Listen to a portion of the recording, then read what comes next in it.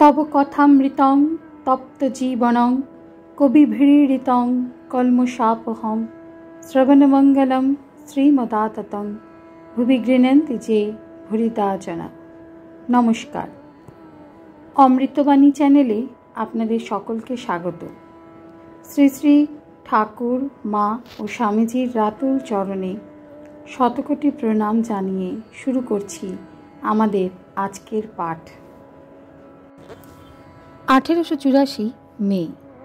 Influence of Shri Ramakrishna on Shri Keshab Chandra Sen. Shri Ramakrishna: আচ্ছা, কেশব সেন এখানে খুব আসত। এখানে এসে অনেক বদলে গেল। ইদানিং খুব লোক হয়েছিল। এখানে অনেকবার এসেছিল দলবল নিয়ে, আবার একলা একলা আসবার ইচ্ছা ছিল। কেশবের আগে তেমন সাধু সঙ্গ হয় নাই। কলুটোলার বাড়িতে দেখা হলো, হৃদয় সঙ্গে ছিল। কেশব সেন যে ঘরে ছিল সেই ঘরে আমাদের বসালে। টেবিলে কি লিখছিল। অনেকক্ষণ পরে কলম ছেড়ে কেদারা থেকে নেমে বসল। তা আমাদের নমস্কার করা নাই। এখানে মাঝে মাঝে আসতো। আমি একদিন ভাবাবস্থাতে বললাম, সাধুর সম্মুখে পা তুলতে নাই, ওতে রজগুণ বৃদ্ধি হয়। তারা এলেই আমি নমস্কার করতুম, তখন ওরা ক্রমে ভূমিষ্ঠ হয়ে নমস্কার করতে শিখলে। ব্রাহ্ম সমাজে হরিনাম ও মার নাম, ভক্ত হৃদয়ে ঈশ্বর দর্শন। আর কেশবকে বললাম, তোমরা হরিনাম করো, কলিতে তার নামগুণ কীর্তন করতে হয়। তখন ওরা খোল করতাল নিয়ে হরিনাম ধরলে। হরিনামে বিশ্বাস আমার আরও হলো কেন? এই ঠাকুর বাড়িতে সাধুরা মাঝে মাঝে আসে। একটি মুলতানের সাধু এসেছিল, গঙ্গাসাগরের লোকের জন্য অপেক্ষা করছিল। মাস্টারকে দেখাইয়া, এদের বয়সের সাধু। সেই বলেছিল, উপায় নারদীয় ভক্তি। কেশবকে উপদেশ, কামিনী কাঞ্চন, আঁশ চুপড়ি, সাধুসঙ্গ, ফুলের গন্ধ, মাঝে মাঝে নির্জনে সাধন। কেশব একদিন এসেছিল, রাত 10টা পর্যন্ত ছিল। প্রতাপ আর কেউ কেউ বললে আজ থেকে যাব। সব বটতলায় অর্থাৎ পঞ্চবটিতে বসে। কেশব বললে, না, কাজ আছে, যেতে হবে। তখন আমি হেসে বললাম, আঁশ চুপড়ির গন্ধ না হলে কি ঘুম হবে না? একজন মেছুনি মালির বাড়িতে অতিথি হয়েছিল। মাছ বিক্রি করে আসছে, চুপড়ি হাতে আছে। তাকে ফুলের ঘরে শুতে দেওয়া হলো। অনেক রাত পর্যন্ত ফুলের গন্ধে ঘুম হচ্ছে না। বাড়ির গিন্নি সে অবস্থা দেখে বললে, কি গো, তুই ছটফট করছিস কেন? সে বলল, কে জানে বাবু, বুঝি এই ফুলের গন্ধে ঘুম হচ্ছে না। আমার আঁশ চুপড়িটা আনিয়ে দিতে পারো, তাহলে বোধহয় ঘুম হতে পারে।